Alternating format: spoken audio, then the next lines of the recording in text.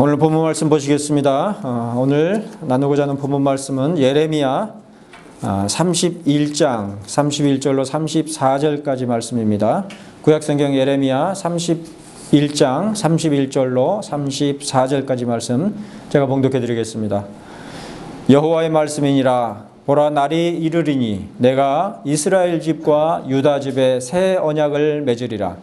이 언약은 내가 그들의 조상들의 손을 잡고 애굽 땅에서 인도하여 내던 날에 맺은 것과 같이 아니할 것은 내가 그들의 남편이 되었어도 그들이 내 언약을 깨뜨렸음이라. 여호와의 말씀이니라. 그러나 그날 후에 내가 이스라엘 집과 맺을 언약은 이러하니 곧 내가 나의 법을 그들의 속에 두며 그들의 마음에 기록하여 나는 그들의 하나님이 되고 그들은 내 백성이 될 것이라. 여호와의 말씀이니라. 그들이 다시는 각기 이웃과 형제를 가르쳐 이르기를 너는 여호와를 알라 하지 아니하리니 이는 작은 자로부터 큰 자까지 다 나를 알기 때문이라. 내가 그들의 악행을 사하고 다시는 그 죄를 기억하지 아니하리라. 여호와의 말씀이니라. 아멘.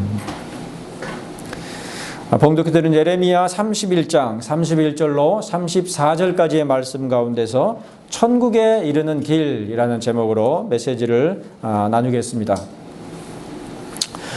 우리들은 불과 한 주를 사이에 두고서 새로운 한 해인 2022년을 맞이했습니다. 특별히 지난 주일에는 거의 한 해를 마무리하는 주일로서 정확히 86회에 걸친 출애굽기 강해를 바탕으로 하는 설교를 마친 바 있습니다. 그리 길지도 그렇다고 적지도 않은 분량으로 출애굽기를 살펴보았죠. 물론 86회의 강해와 설교를 통해서 출애굽기의 전반적인 내용과 의미들을 전부 파악할 수는 없었지만 이후로 성경에서 자주 등장하는 출애굽과 광야에서의 이스라엘 백성들의 노정에 내포되어 있는 의미와 뜻을 개괄적으로나마 살필 수가 있었습니다. 그러니까 유대 백성들 또 이스라엘 백성들에게 늘 회자되는 사건이 바로 출애굽과 광야의 사건들이죠.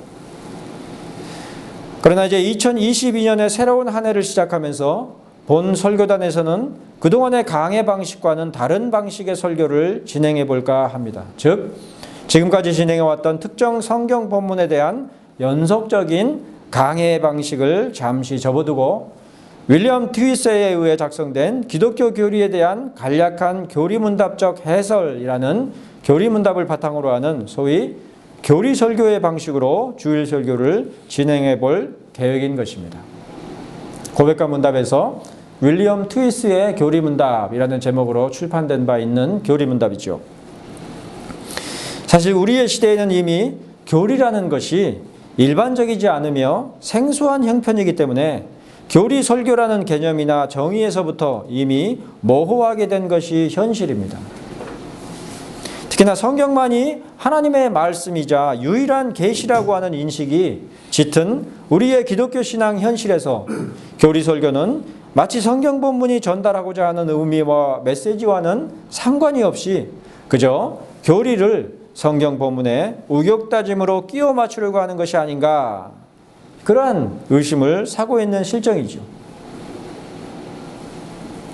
그러나 정작 공적이며 정당한 신앙의 표준인 교리마저 배제하고 성경 본문 자체가 어떤 의미와 뜻을 내포하고 있는지를 규명하려고 하는 접근 방식은 기독교의 역사에 있어서 비교적 최근이라 할 수 있는 18세기 계명주의 이후에 인문적인 사조를 반영하는 현상일 뿐입니다. 오히려 그 이전의 수백 년 혹은 수천 년의 기독교 역사에서 교리는 점진적이면서도 확고하게 세워져 왔으며 하나님의 백성으로서의 일치성을 객관적이고 통일되게 드러내는 핵심적인 가치를 지녀왔습니다. 교리가 없이 신앙을 얘기할 수 없었던 것이죠. 비록 중세시대 이후로 로마 가톨릭 교회의 부패한 신앙이 자연 종교와 전혀 다르지 않은 양상, 심지어 미신에 사로잡힌 형태로까지 변질되어 버리기도 했을지라도 그러한 부패한 기독교와 구별되는 개혁된 종교개혁의 신앙의 모습은 바로 성경에 담겨있는 의미와 뜻을 정리하고 집약한 교리를 핵심이자 골자로 두는 방식이었던 것입니다. 그러므로 16세기로부터 17세기에 이르기까지 서유럽의 여러 국가들과 인물들이 수많은 신조들과 교리문답을 산출했었던 것을 살펴볼 수가 있죠.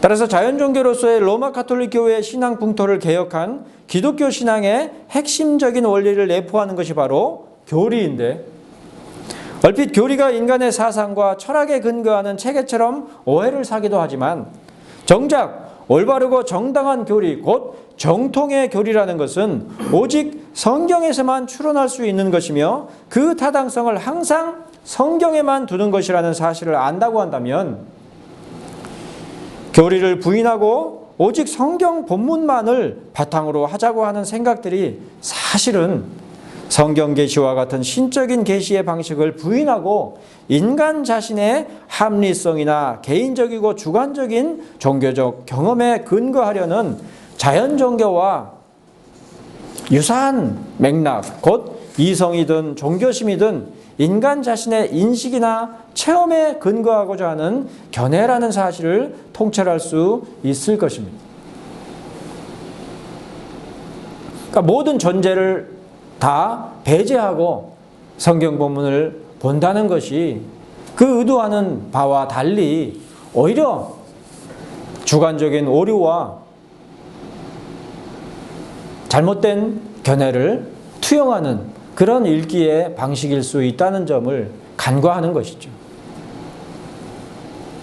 한마디로 잘 개혁된 신앙의 표어 가운데 하나인 오직 성경의 원리에 가장 충실한 것 같은 것이 교리가 아닌 성경만을 바탕으로 하자는 주장으로 보일 수 있겠지만, 정작 그 맥락을 잘 살펴보면, 실제적으로 살펴보면 성경을 읽는 개인의 주관과 관점을 오히려 더욱 반영하는 인문적인 발상이 바로 그러한 주장이라는 것을 알 수가 있는 것입니다. 전혀 의도하는 맥락과는 반대로 결과를 도출하게 되는 것이죠. 무엇보다 성경은 글을 아는 누구에게나 열려있는 책이지만, 글을 아는 모든 사람들이 성경을 하나님의 말씀으로서 대하지 못한다는 점에서 아주 독특한 특성을 지니고 있습니다. 서양의 유명하다는 학자들이나 교양인치고 성경을 읽어보지 않은 사람이 없지요. 심지어 어떤 사람들은 성경 원어인 히브리어와 헬라어로 읽는 경우도 심심찮게 찾아볼 수가 있지만, 정작 성경은 그저 특정한 종교적 정보를 전달하는 책이 아니라 하나님의 말씀, 곧 계시이기 때문에 성경 원어에 아무리 통달하고 식견이 넓은 사람이라 하더라도 그 뜻을 정확하게 헤아리고 파악하기가 쉽지가 않은 것입니다. 마치 어떤 책들은 그 의미와 뜻을 이해하기가 매우 까다로운 것과 마찬가지로 성경이야말로 그저 내용상으로 그 의미를 파악할 수는 있어도 거기에 담긴 진정한 의미이자 하나님의 뜻에 대해 정확하게 파악하고 이해하기가 쉽지 않은 것이죠. 그러니까 성경에 기록되어 있는 내용들을 이야기로서 잘 읽을 수 있다고 해도 그 이야기가 어떤 의미를 내포하고 있는지, 그리고 그 이야기들 가운데 역사들이나 여러 문학적인 요소들 가운데 하나님께서 어떤 메시지를 전달해 주시고 있는지에 대하여서는 쉽게 파악할 수 있는 것이 아니라는 말이죠. 그로 말미암아서 수많은 오류와 부정확한 해설들이 있게 되는 것이죠. 자, 이 주제와 관련해서 웨스트민스터 신앙고백 제1장에서 성경에 관하여 다루는 가운데 7조에 이르기를, 성경은 그 자체로 모든 구절이 똑같이 명백하지도 않고 모든 사람에게 똑같이 명백하게 이해되지도 않는다 그랬습니다.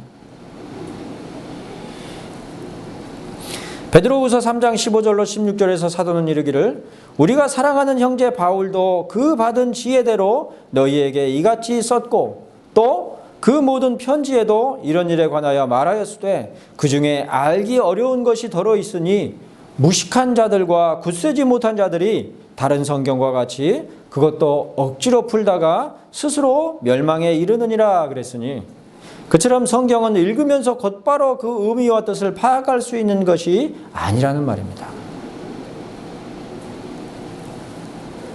예컨대 오늘 메시지의 본문인 예레미야 31장 31절에서 선지자 예레미야는 보라, 날이 이르리니 내가 이스라엘 집과 유다 집에 새 언약을 맺으리라, 이러한 여호와 하나님의 말씀을 선포했는데, 얼핏 이스라엘 집과 유다 집은 북왕국 이스라엘과 남왕국 유다를 지칭하는 말임을 알 수가 있을지라도 새 언약을 맺는다는 말이 무엇인가에 대해서는 곧바로 파악하기가 쉽지가 않습니다. 베리트, 곧 언약은 지난해까지 86회에 걸쳐서 강해한 출애굽기에 빈번하게 등장했었던 단어이지만, 정작 출애굽기 31장 16절에서 여호와 하나님께서는 이르시기를 이같이 이스라엘 자손이 안식일을 지켜서 그것으로 대대로 영원한 언약을 삼을 것이니, 이렇게 말씀하셨음에도 불구하고 어떻게 해서 새 언약을 맺으리라는 것인지 쉽게 파악할 수가 없는 것이죠. 자, 그렇게 된다면 당장의 출애굽기 31장 16절에서 이르신 여호와 하나님의 말씀이 번복되는 것이며, 심지어 그 원인이 여호와 하나님의 주권이 아니라 인간인 이스라엘 백성들의 교만과 불순종, 그리고 여호와 하나님께 대한 반역으로 안식일을 거스른 일로 말미암다 하더라도 대대로 영원한 언약을 삼을 것이니라, 이렇게 말씀하신 여호와 하나님의 말씀이 무의로 돌아가거나 그 신빙성이 의심되는 것을 피할 수가 없는 것입니다. 그러니까 하나님께서 분명하게 말씀하셨어도 그것이 만구 불변의 진리가 될지는 명확하지가 않게 되는 것이죠. 우리가 잘못 행함으로 말미암아 얼마든지 하나님께서 계획하셨던 것이 무산될 수 있게 되는 것입니다. 비록 하나님께서는 그 뜻을 돌이키거나 번복하시지 않으실지라도 결국 사람들의 불순종과 패역으로 말미암아 안식일의 규례가 깨어지고 하나님의 언약마저도 영원하지 않으며 불완전한 것이 되어버리고 말았다, 이렇게 생각하지 않을 수가 없는 것이죠. 하나님 잘못은 아니지만 결국엔 하나님의 뜻대로 하나님께서 계획하신 바대로 일이 되지를 못하는구나, 이렇게 생각하게 되는 것이죠.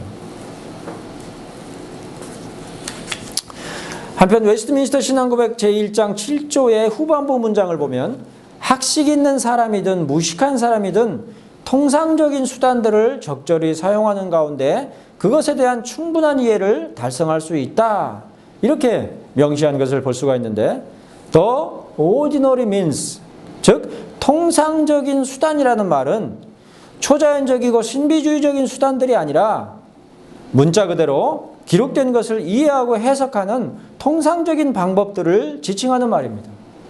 영해라 그러죠. 어떤 신비적인 방법으로서 성경 말씀의 뜻을 분석해낼 수 있는 그런 방식이 아니라는 거죠.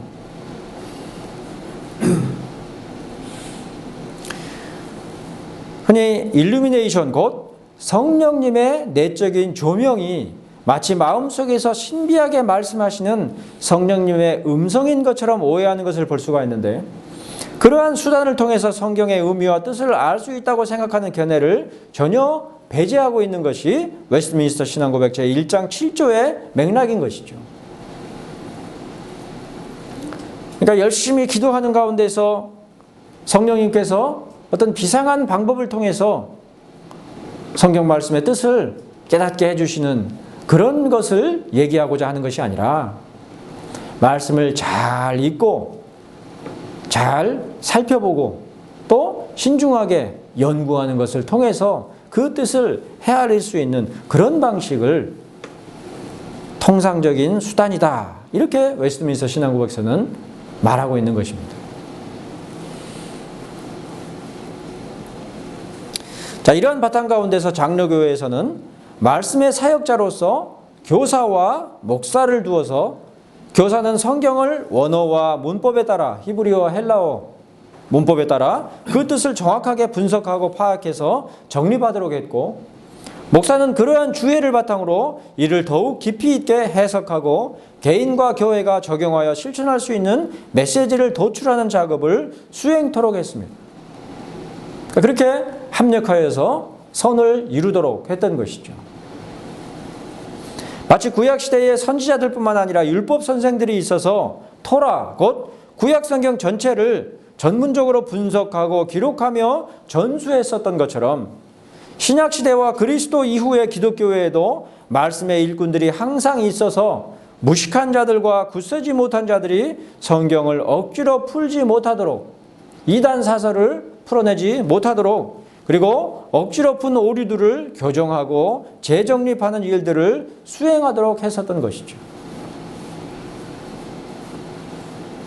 그러니까 성경 안에서도 하나님의 말씀, 성경을 풀어내는 방식은 통상적인 방식이라는 거예요.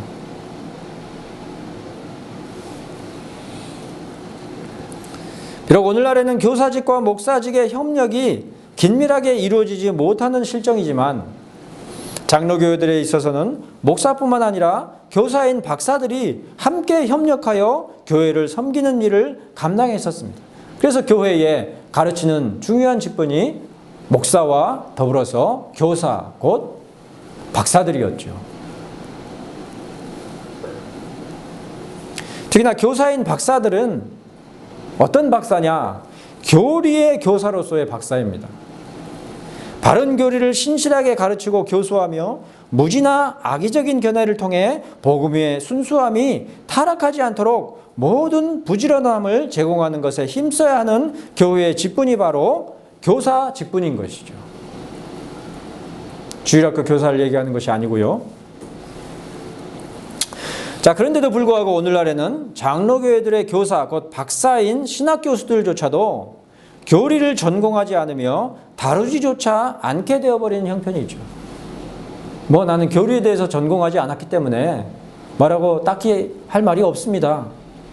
그렇게 얘기하는 것이죠. 하물며 목사들이야 오죽하겠습니까? 심지어 기존의 교리마저 배제하고 성경 본문 자체가 어떤 의미와 뜻을 내포하고 있는지를 규명하려는 접근 방식이야말로 귀납적 성경 해석의 방법으로서 가장 모범적인 성경 이해와 사역의 수단이다. 이렇게 보는 것이 장로교회 목사들의 주장이죠. 거기에 더 나아가서 심지어 교리는 우리를 갈라놓을 뿐이며 사랑과 봉사만이 우리를 하나 되게 한다. 그러한 주장을 장로교회 목사들이 하고 있는 실정입니다. 진리를 가지고 이것이 진리냐 저것이 진리냐, 이것이 성경적이냐 이것이 비성경적이냐, 그렇게 해서 서로 싸울 것이 아니라 그런 거 내세우지 말고 같이 그저 한 마음으로 사랑하고 봉사하고 섬기고, 그것이 참된 그리스도께서 원하시는 사랑이 아니겠느냐, 그런 주장을 하고 있고 또 그런 주장이 대세를 이루고 있는 것이죠.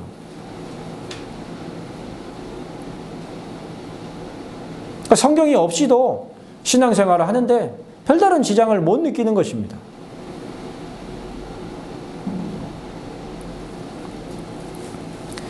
그러나 우리 시대의 교리 박사로서의 교사 직분이 사라지다시피 한 실정임에도 불구하고 역사적으로 여러 교리 교사들이 작성하여 도출하여 남긴 교리들이 아직 남아있으므로 우리들은 그 교리들을 통해서 성경 가운데 담긴 역사적이고도 객관적이며 공적인 신앙의 골격들을 파악하고 이해해 볼 수가 있는 것입니다. 교사들은 거의 사라져버리다시피 한 실정이지만 그 유산들이 남아있어서 그 유산들을 우리가 잘 상고해 보면 성경에 그 말씀들이 이러한 의미와 뜻이구나를 알 수가 있다는 것이죠. 자, 그 가운데서도 웨스트민스터 총회의 탁월한 의장의 역할을 수행했었던 윌리엄 트위세의 기독교 교리에 대한 간략한 교리문답적 해설이라는 교리문답 가운데서 우리들은 구약과 신약이 온전히 한 하나님의 말씀으로서 어떠한 요지를 담고 있었는지를 간추려 볼 수가 있는데, 그렇게 하여서 우리들은 성경의 1차적인 문맥에서뿐만 아니라 성경 전체의 문맥 가운데서 우리에게 주시는 하나님의 뜻과 교훈들, 그리고 그 가운데서 얻을 수 있는 의미와 적용점을 파악하고 그 실질적인 지침들을 우리들의 삶 가운데서 실천해 나갈 수가 있을 것입니다.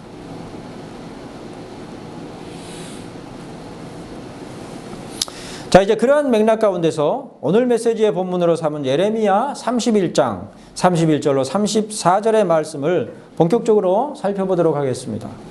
먼저 본문 31절과 32절은 여호와의 말씀이니라 이렇게 짧은 선포에 의해 괄호처럼 한 단락으로 묶여 있는 것을 볼 수가 있습니다. 마치 열린 가로, 그 다음에 닫힌 가로 이렇게 있는 것처럼 앞에서 여호와 하나님의 말씀이니라, 그리고 끝나는 부분에서 또 한 번 여호와의 말씀이니라, 이렇게 두 문장으로서 마감되어 있는 그러한 구조로 되어 있는 것이죠. 이는 사실 수사적으로 보자면 예레미야가 전능하신 여호와 하나님의 말씀을 백성들에게 공포하는 것과 같은 성격을 지니는 것입니다. 왕의 어명을 포고하는 신하가 지금부터 전하는 모든 말들이 왕의 어명임을 밝힘과 같이 어명이요 이렇게 선포를 하죠. 그같이 먼저 여호와 하나님의 말씀이니라 이러한 선포로서 시작하여 지금까지 포고한 모든 말씀들이 왕의 어명임을 다시 한번 공포하는 의미로서 여호와의 말씀이니라 그러한 선포로서 마무리를 하고 있는 것이죠. 그러므로 짧은 문장이지만 오늘 우리들이 살펴보는 문장들은 전능하신 여호와 하나님의 말씀인 것을 그의 모든 백성들에게 공적으로 공포하는 엄중한 무게를 내포하고 있는 것입니다. 어명이요 하고 선언하는 그런 말보다도 훨씬 더 엄중한 무게를 지니고 있는 것이죠. 우리들이 종종 텔레비전 사극을 통해서 이와 유사한 장면을 보게 될 때에 그 분위기가 어떠합니까?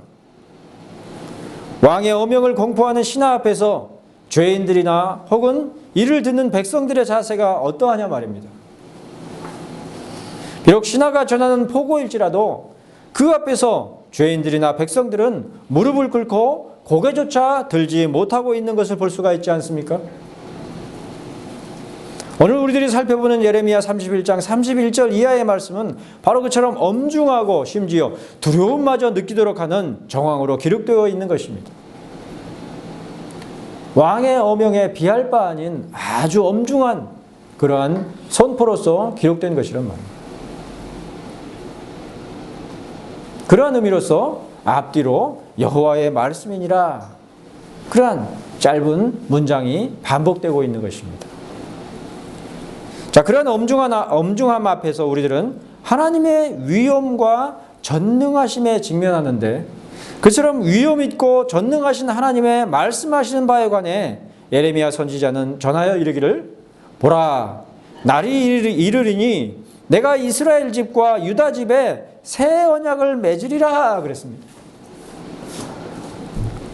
그러므로 새 언약 혹은 새로운 언약이라는 것은 앞서 예시했었던 것처럼 피치 못하여 이루시는 난감한 말씀이 아니라 그 전능하심과 전지하심에 있어서 전혀 어떠한 손상도 입지 않는 하나님의 속성을 반영하여 이루시는 말씀이라는 것을 의심하지 말아야 하는 것이죠. 이미 전하셨던 말씀을 번복하는 그런 의미가 아니란 말이에요. 그러나 이어지는 32절에서 예레미야는 전하여 이르기를 이 언약은 내가 그들의 조상들의 손을 잡고 애굽 땅에서 인도하여 내던 날에 맺는 것과 같이 아니할 것은 내가 그들의 남편이 되었어도 그들이 내 언약을 깨뜨렸음이라 그랬습니다. 여호와 하나님께서 그들의 조상들을 종되었던 땅 애굽에서 인도하여 내던 날에 손을 잡고 이끌었던 것처럼, 즉 신부의 손을 잡고 이끄는 남편과 같이 그들을 이끄셨음에도 불구하고 그들은 마치 결혼의 언약을 깨뜨려버린 바람난 여인네와도 같이 시내산에서 맺었던 그 굳은 언약을 깨뜨려버렸다는 것입니다. 따라서 하나님의 언약이 새로이 체결되어야 하는 것은 하나님의 주권적인 일로서가 아니라 그의 백성들의 패역의 일로 말미암은 것이 분명한데 왜 우리들은 그 전능하심과 전지하심에 있어서 전혀 어떠한 손상도 입지 않은 하나님의 속성을 반영하여 이루시는 말씀일 것임을 의심하지 말아야 하는 것이겠는가? 오히려 그렇게 여기는 것이 더욱 억지스럽게 보일 것이 분명한데도 말입니다. 그렇잖아요. 이미 우리가 출애굽기를 살펴본 바와 같이 그 언약에 파기된 것이 누구로 말미암아서였습니까? 백성들의 패역으로 말미암아서 그랬던 거잖아요. 그 사실이 분명한데 왜 그렇게 말할 수 없느냐? 그 말이죠. 자, 그런데 이어지는 33절에서 선지자는 전하여 이르기를 그날 후에 내가 이스라엘 집과 맺을 언약은 이러하니 곧 내가 나의 법을 그들의 속에 두며 어디 둔다는 얘기에 속에 둔다는 것이 그들의 마음에 기록하여 나는 그들의 하나님이 되고 그들은 내 백성이 될 것이라 그랬습니다. 여호와 하나님께서 그의 백성들과 새롭게 맺을 언약이라는 것은 나의 법, 곧 하나님의 법과 관련한 것으로서 그 법을 백성들의 마음에 두어 기록할 것이라는 말씀입니다. 한마디로 언약이란 하나님의 법, 곧 율법에 근거하는 것이라는 말이죠. 그러므로 우리가 그동안 살펴본 출애굽기에서도 십계명의 두 돌판, 곧 율법의 돌판을 가리켜 이르기를 여호와께서는 언약의 말씀, 곧 십계명을 그 판들에 기록하셨더라 이렇게 명시한 것입니다. 여호와 하나님과 그의 백성들 사이에 체결된 언약이 성립하는 조건에 있어서 십계명, 곧 율법의 준수가 반드시 전제되는 것이죠.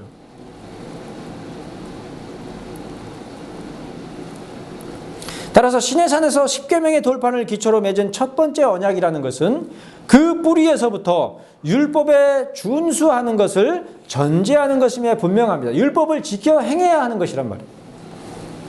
한마디로 십계명, 곧 율법을 지켜 행하는 것을 전제로 자비롭고 은혜롭고 노하기를 더디하고 인자와 진실이 많은 하나님, 인자를 천대까지 베풀며 악과 과실과 죄를 용서하는 분이시되 그러나 벌을 면제하지는 아니하고 아버지의 악행을 자손 3세대까지 보응하시는 분이 바로 여호와 하나님이시라는 것을 알 수가 있는 것입니다.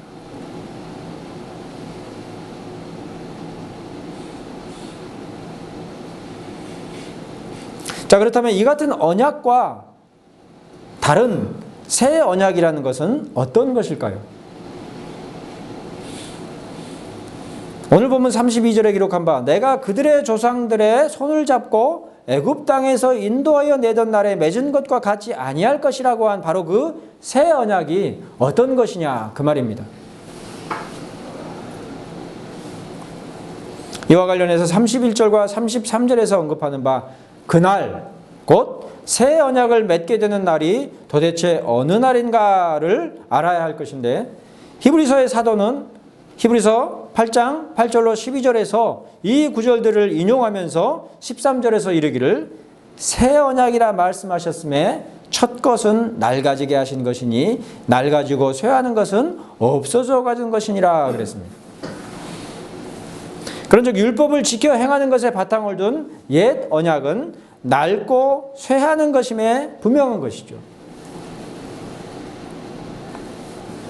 문제는 그처럼 낡아지며 쇠하는 것에 대비되는 새 언약이 무엇인가인데 그와 관련해서 히브리서 8장은 그러한 옛 언약 곧 율법의 성격을 제사법으로 인용하여 설명하고 있는 것을 볼 수가 있습니다. 그냥 십계명으로 언급하지 않고 제사법을 인용해서 기록하고 있단 말이에요. 예레미야 31장 32절에서 내가 그들의 조상들의 손을 잡고 애굽 땅에서 인도하여 내던 날에 맺은 것과 같이 아니하실 것이다 이렇게 기록했듯이 히브리서 8장에서도 사도는 성소와 장막 그리고 그 가운데서 이루어지는 제사와 제사장 특히 대제사장에 관해 언급하는 가운데서 그러한 옛 언약이 낡아지고 쇠하여 없어져 가는 것이다 이렇게 언급하고 있는 것입니다. 그러니까 제사와 관련해서 설명하고 있는 것이죠. 이어지는 히브리서 9장에서 사도는 1절에 이르기를 첫 언약에도 섬기는 예법과 세상에 속한 성소가 있더라. 성령이 이로써 보이신 것은 첫 장막이 서 있을 동안에는 성소에 들어가는 길이 아직 나타나지 아니한 것이라. 이 장막은 현재까지의 비유니 이에 따라 드리는 예물과 제사는 섬기는 자를 그 양심상 온전하게 할 수 없나니 이런 것은 먹고 마시는 것과 여러 가지 씻는 것과 함께 육체의 예법일 뿐이며 개혁할 때까지 맡겨둔 것이니라. 이렇게 기록했습니다. 중간에 끊어진 모양이네요. 자, 한마디로 히브리서의 사도는 첫 언약 곧 율법에 대해서 의식법 곧 제사법으로서 언급하고 있는 것입니다. 제사를 지칭하면서 언급하고 있는 것이죠. 일반적으로 율법의 성격은 신명기 30장 15절로 16절에 기록한 바 보라 내가 오늘 생명과 복과 사망과 화를 내 앞에 두었나니 곧 내가 오늘 내게 명령하여 내 하나님 여호와를 사랑하고 그 모든 길로 행하며 그의 명령과 규례와 법도를 지키라 하는 것이라. 그리하면 내가 생존하며 번성할 것이요 또 내 하나님 여호와께서 내가 가서 차지할 땅에서 내게 복을 주실 것임이니라고 한 말씀에서 단적으로 알 수가 있습니다. 즉 율법이 말하고 있는 기본적인 성격은 이것을 행하라 그리하면 너희가 살 것이니라. 그러한 의미죠.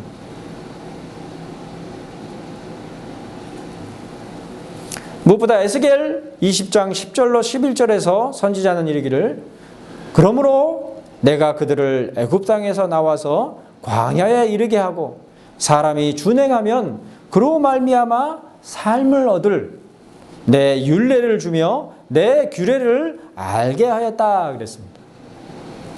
한마디로 율법은 그것을 지켜 행하는 가운데서 삶을 얻는 여호와 하나님의 율례라는 것이죠.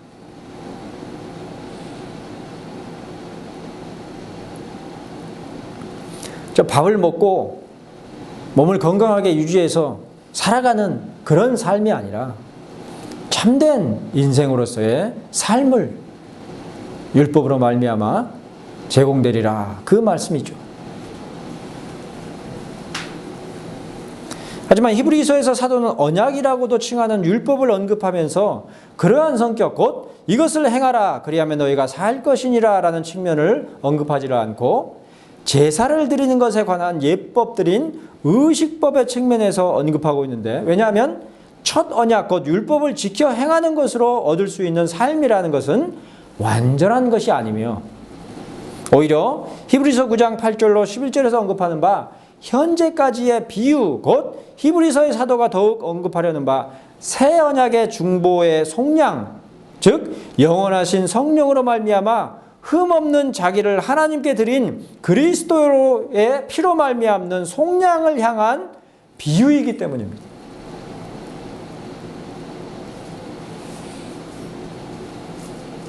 완전한 것이 아니라 그리스도의 속량, 그리스도의 대속을 나타내주는 비유와 같은 성격이란 말이에요. 이런 점에서 출애굽한 광야 백성들이 이르게 될 가나안 복지야말로 그 자체로 완전한 삶이 아니었던 것이며 오히려 히브리서 9장 15절에 기록한 바 영원한 기업에 대한 비유였던 것이죠. 가나안 땅이 젖과 꿀이 흐르는 땅이라 그랬지만 정작 들어갔더니 그 땅이 어떤 땅이었습니까? 천수답이었죠. 하늘에서 비가 내리지 않으면 경작할 수 없는 땅이란 말이에요. 그에 비하면 애굽 땅이 더 복지죠. 더 복된 땅이죠. 대대로 나일 강물이 흘러서 늘 수량이 풍부하고 또 나일강의 범람으로 말미암아 상류에서부터 내려온 모든 영양분들이 골고루 퍼쳐지는 그러한 농사짓기 아주 좋은 땅이란 말이에요.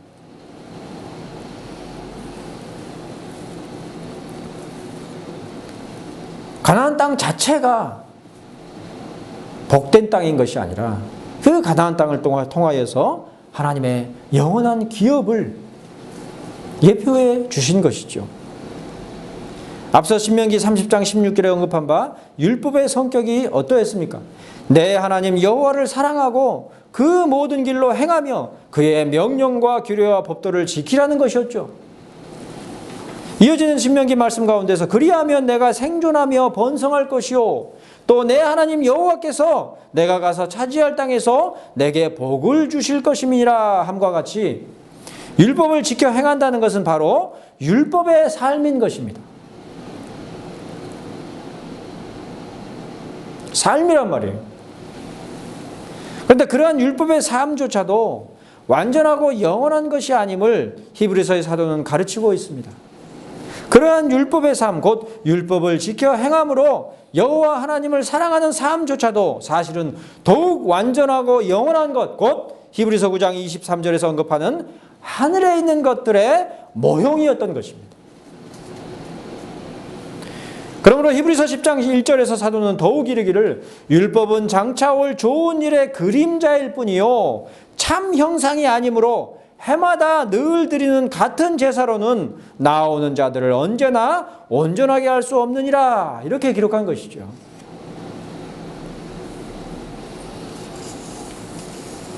사실 오늘 메시지의 본문인 예레미야 31장 32절에서 내가 그들의 남편이 되었어도 그들이 내 언약을 깨뜨렸음이라고 여호와 하나님께서 말씀하신 것 가운데에는 여호와 하나님의 실패 혹은 여호와 하나님의 뜻에 좌절됨을 그 스스로 시인한 것이 결코 아닙니다.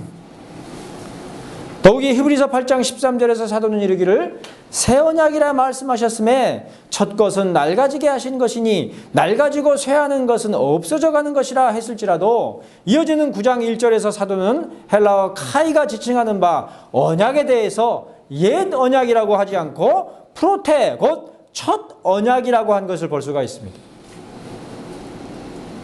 문장의 자연스러운 문맥으로 보자면 새 언약에 대비되는 옛 언약 혹은 낡은 언약으로 칭해야 할 것인데 오히려 의도적으로 첫 언약이라고 그랬고 더구나 히브리서 8장 13절에서도 첫 언약을 가리켜서 낡아지게 하신 것이라고 해서 첫 언약 자체가 그 분명한 목적과 의도를 다 수행했음을 나타내주고 있습니다.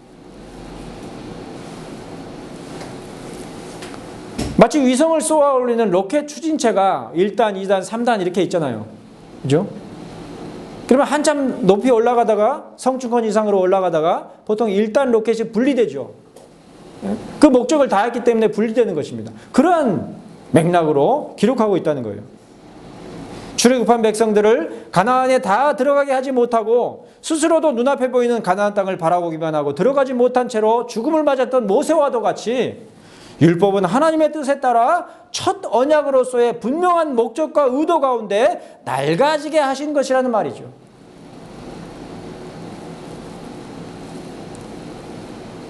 그러나 새 언약은 바로 이 같은 첫 언약의 목적과 의도와는 다르게 제시된 것입니다. 낡아질 것이 아니죠. 예레미야 31장 33절에 기록한 바 그날 후에 내가 이스라엘 집과 맺을 언약은 이러하니 곧 내가 나의 법을 그들의 속에 두며 그들의 마음에 기록하여 나는 그들의 하나님이 되고 그들은 내 백성이 될 것이라는 말씀과 같이 새 언약은 돌판에 새긴 것이 아니라 그들의 마음판에 기록한 것입니다. 이후로 34절에서 선지자 예레미야를 통해서 여호와 하나님께서는 또한 이르시기를 그들이 다시는 각기 이웃과 형제를 가르쳐 이르기를 너는 여호와를 알라 하지 아니하리니 이는 작은 자로부터 큰 자까지 다 나를 알기 때문이라 내가 그들의 악행을 사하고 다시는 그 죄를 기억하지 아니하리라 그러셨으니 더 좋은 언약으로 세우신 더 좋은 언약의 중보자이신 예수 그리스도로 말미암은 복음을 가리켜서 새 언약이라고 말씀하신 것이죠. 이러한 맥락으로 볼 때 하나님의 말씀인 성경은 하늘에 있는 온전한 것들로서의 생명, 섬기는 자를 그 양심상 온전하게 할 수 없는 비유이자 하늘에 있는 것들의 모형인 첫 언약 곧 율법이야말로 하늘에 있는 온전하고 영원한 것들을 비유하는 모형으로서 그 역할과 목적을 가장 적합하게 수행하는 수단임에 분명한 것입니다. 하나님께서는 율법을 지켜 행하는 자들로 영원한 하늘나라에 이르도록 하셨으나 백성들이 그 언약을 깨뜨려 버림으로 그러한 계획이 실패해서 결국 철회하셨던 것이 아니라 처음부터 비유이자 모형으로서 그의 백성들에게 제시하신 유익한 도구, 1단 로켓이었던 것입니다. 율법이 수행하는 바는 거기까지란 말이에요. 그런즉 윌리엄 트위스가 그의 교리문답에서 하나님의 말씀은 천국에 이르도록 얼마나 많은 길들을 우리에게 가르칩니까? 이렇게 물은 뒤에 답하기를 뭐라 그럽니까? 둘입니다. 그랬죠. 그리고 또한 그것들은 무엇입니까? 그 두 개가 무엇이냐? 이렇게 물은 후에 율법과 복음이라고 답하도록 했을지라도 그러한 문답에서 의도하는 바는 율법의 폐기와 폐지의 맥락이 아니라 갈라디아 3장 24절에서 사도가 말하는 바 율법이 우리를 그리스도께로 인도하는 몽학선생, 초등교사가 되어 우리로 하여금 믿음으로 말미암아 의롭다함을 얻게 하려 함이라고 가르치는 맥락인 것입니다. 율법이 우리를 그리스도께로 이끄는 것이란 말이에요. 율법이 우리를 완전한 삶으로 이끄는 것이 아니라 오히려 그리스도께로 이끌어서 그리스도로 말미암는 속량과 대속과 그로 말미암은 그 복음이 우리에게 영원한 하늘의 것들을 바라보게 하고 이르게 하는 것이란 말이에요. 하지만 안타깝게도 오늘날 우리 시대의 믿음은 율법이라는 초등교사를 버림으로 말미암은 불의 가운데 처해 있습니다. 무법천지죠. 그래야 우리의 믿음이 그리스도께로 인도되는 것이 아니라 거짓과 속임수의 영인 사탄의 수하들에게 이끌리고 있으니 무율법주의요 율법 폐기론에 가까운 헛되고 거짓된 그리스도의 복음이 판을 치고 있는 것입니다. 우리는 더 이상 율법을 지켜 행함으로 말미암아 구원에 이르는 것이 아니다. 예수 그리스도의 피, 예수 그리스도의 속죄에 근거해서 그것을 믿음으로 말미암아 구원에 이르는 것이니 우리가 애써서 율법을 지키려고 행하는 것은 율법주의일 뿐이다. 그런 거짓된 말들에 현혹된단 말이에요.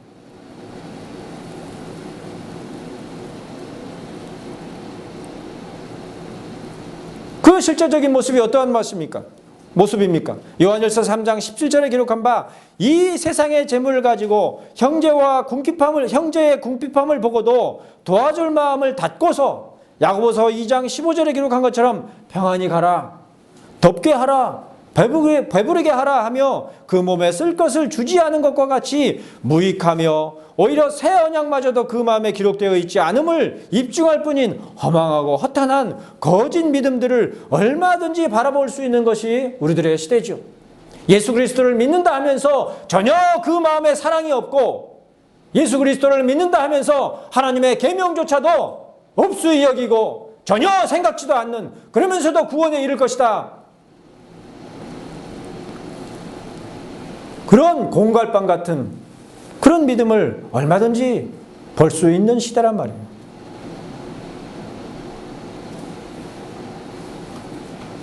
비록 우리가 율법을 준행함으로 구원에 이르는 것은 아니지만 그리스도의 백성이라고 한다면 더욱 율법을 지켜 행해야 마땅한 것이죠. 그것이 근거가 되는 것이 아니라 그것이 삶의 방식인 거죠. 그것을 행함으로 우리가 살아가는 것이란 말이에요. 삶이란 생명이란 말이에요. 비록 우리가 불완전해서 율법을 다 지켜 행하지는 못할지라도 최선을 다해서 율법을 지켜 행하려고 하는 것이 마땅함에도 불구하고 율법의 요지가 뭐라 그랬습니까? 주님께서 하나님에 대한 사랑과 이웃에 대한 사랑 아니에요. 그것을 모르니까 어떤 식으로 행해요? 야고보서에 이른 것과 같이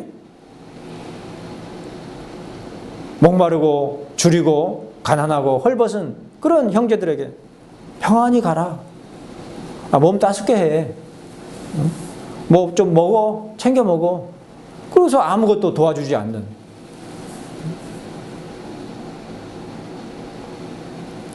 행함이 없는, 부실하기 짝이 없는 그런 믿음을 얼마나든지 찾아볼 수 있다는 말입니다. 그러니 오늘 본문인 예레미야 31장 33절에서 여호와 하나님께서는 선지자를 통하여 이르시기를 내가 나의 법을 그들의 속에 두며 법궤 안에 돌판의 세계에서 법궤 안에 두는 것이 아니라 그들의 마음에 기록하여 나는 그들의 하나님이 되고 그들은 내 백성이 될 것이라 그랬습니다. 더 이상 율법을 겉으로만 지키는 것이 아니라 온 마음으로 지켜 행하게 되는 것이란 말이에요. 새 언약 곧 복음으로 말미암아 하나님의 법으로서의 율법이 폐기되어 버린 것이 아니라 오히려 더욱 지켜 행하도록 그 마음에 기록된 것이란 말이죠. 온 마음을 다해서 하나님의 법을 지켜 행하기를 힘쓰게 될 것이란 말이에요. 그것이 새 언약의 모습이란 말입니다. 그러므로 새 언약의 중보자이신 예수 그리스도의 속량, 즉 영원하신 성령으로 말미암아 흠없는 자기를 하나님께 드린 그리스도의 피로 속량하신 이후에 택하신 자들은 우리를 위하여 목숨을 버리신 것으로 인하여 사랑을 알아 우리도 형제를 위하여 목숨을 버리는 것을 마땅히 여기는 자가 되는 것입니다. 예수 그리스도께서 우리를 위하여서 우리를 대속하시기 위하여서 십자가에 달려 죽으시기까지 하셨는데 우리들도 형제들을 위하여서 목숨까지라도 내어주는 것이 마땅하다. 이렇게 살아가는 그 삶이란 말이에요. 형제나 자매가 헐벗고 일용할 양식이 없는데도 불구하고 그저 말로만 평안히 가라, 덥게 하라, 배부르게 하라 그렇게 말하면서 그 몸에 쓸 것을 주지 아니하는 거짓되고 가식에 찬 패역한 자들, 말과 혀로만 사랑하는 것이 아니라 행함과 진실함으로 형제 사랑하기를 내 몸과 같이 하는 자들이 바로 새 언약으로 맺어진 하나님의 백성들인 것이니 우리들이 정말로 그러한 자들이라고 한다면 우리들도 작은 자로부터 큰 자까지 다 하나님을 알므로 너는 여호와를 알라 가르치지도 않을 것입니다. 그 마음으로 하나님을 아는 것이죠. 무엇보다 이 모든 것들이 여호와의 말씀이니라고 반복하여 강조하고 있는 선지자와 사도들을 통해 하나님이 친히 전달하신 진리에 근거할진대 바로 그러한 진리를 잘 정리하고 간추린 티소의 교리문답을 통해서 첫 언약에 더하여 새 언약 안에 머무르는 복되고 참된 자들이 다 되시기를 2022년의 첫 번째 주일 예배를 드린 우리 모두에게 새 언약의 대제사장이신 예수 그리스도의 이름으로 권하며 축복하는 바입니다. 기도하시겠습니다. 아버지 하나님, 오늘도 우리 손에 이미 들려주셨던 예레미야 말씀 가운데서 가르치시는 새 언약이 무엇인지를 그리고 율법과 복음의 관계가 어떠한 것인지를 상고해 보았사온데 그 가운데서 구원에 이르는 참된 생명의 삶이 무엇인지를 우리가 더욱더 깨달아 알게 하시고 또한 그것을 따라 정말로 삶으로 실천해 갈 수 있는 그러한 우리 믿음이 될 수 있도록 축복에 더하여 주시옵기를 구하옵나이다. 감사하고 예수 그리스도의 이름으로 기도하옵나이다. 아멘.